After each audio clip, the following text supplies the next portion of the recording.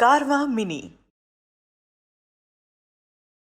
Kavim Puranam Anushasitaram Anoranyansamanusmaredyaha Sarvasya Dhataram Achintya Rupam Aditya Varnam Tamasaf Parastat.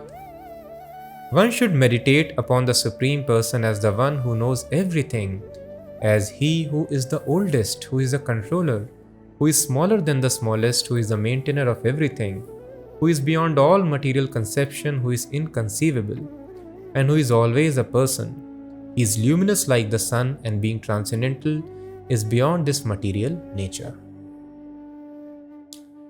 So how we have to meditate upon Krishna? Not as somebody who also was a person but more powerful, a great king, no. Kavim Puranam, as one who knows everything, who is omniscient. He knows everything past, present and future. And Puranam, not the person who appeared 5000 years ago and then he also died.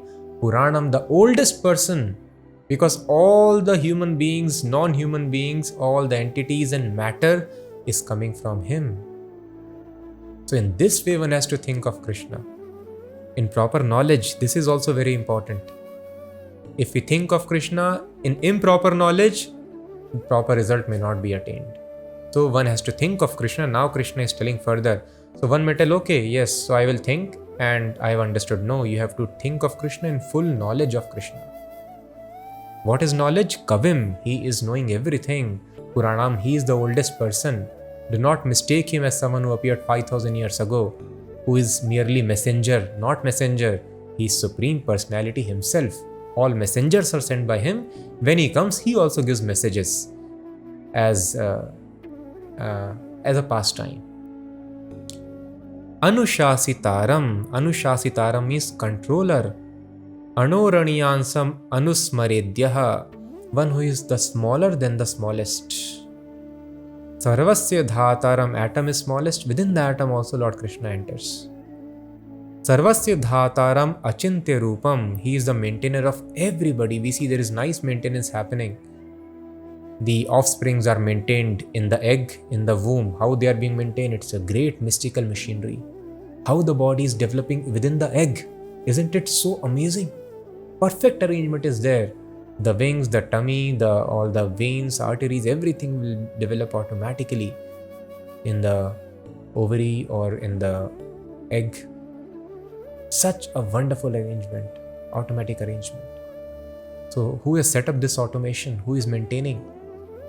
Who is giving intelligence to bird? Go and sit on the egg so that hatching can take place, birth can take place. All this wonderful arrangement. This maintenance is done by the Supreme Person himself. And very important word is achintya rupam. So in Vedas, the Supreme Personality is called Arupam also, and he is called Divya Rupam or Achintya Rupam also. And sometimes within the same verse you will find both kinds of addresses, as it is mentioned, I think, in Gajendra pairs. Arupayor Rupaya Nama Ascharya Karmane. Arupaya, Ururupaya, both words are used. The Supreme Personality is called Arupa, who has got no form, who is invisible. And Ururupaya means he has got many forms. So how do we understand? Arupam, he is having no forms, and Ururupaya, he has got many forms? Yes. So both are possible because it is taken from in which context we have to understand this thing is being spoken. For example, if you want to tell a small child about water, if he speaks English, you have to tell, do you need water? Then he will tell yes. If you tell him, do you need jala? Or do you need vari? You need ambu, which are the Sanskrit names for water. He may not understand. You have to speak in the language in which he or she understands.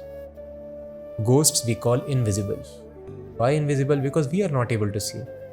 You tell what is ghost, define a ghost. Ghost means somebody who is invisible, but then too he may act and he has got existence. No, we are not able to see. For us, they may be invisible, but for others, many species, they are visible. So it depends upon the context in which the reference is being made. So for ordinary mundane people like us, God is invisible. The spirit substance is invisible. So that is why he is called Arupam. He is having no form. And he is having but a real form. If God is having no form, then how so many forms will exist? So that is why here it is being called Achintya Rupam. He has got a Rupa, but it is Achintya, it is inconceivable. For example, if somebody asks you, what is the taste of stool? And you will tell, oh, nasty. But the same question you ask a pig, how is stool? He will tell, oh, tasty. So pig is nasty or tasty depends upon what is the context. If you have to tell a pig to do some work, you will tell, I will give you something very tasty stool, and he will agree. But the same stool for us, it is very nasty. Both of us are having different, experiencing different features or different taste in the same substance. So stool is nasty or tasty depends upon the context, upon the reference. So whether God is visible or invisible depends upon the context. So when explanation of God is given in the context of materialists, he is addressed as Arupam, invisible. And when he is addressed in the context of liberated souls, actual absolute existence, he is called Achintya Rupam or Divya Rupam. So that word is used here, Achintya Rupam. Your form is, you are having a form, but that is inconceivable. We cannot conceive that form with this brain. And then further it is explained, Aditya Varnam, and that form which is inconceivable, which our material minds cannot conceive of, that is Aditya Varnam, that is effulgent. So much light like sun is coming out of that form. So very clearly we can see shloka after shloka, the stress is being given to the personality of Godhead. He is Purusham, Chetasa Nanya Gamina Purusham Divyam. He is a person, and that person is Achintya Rupam. He is having inconceivable form, and he is maintaining everyone. He is Kavim, he is knowing everything, he is the oldest, and he is Aditya Varnam. He is effulgent. Lot of light is coming out of his body.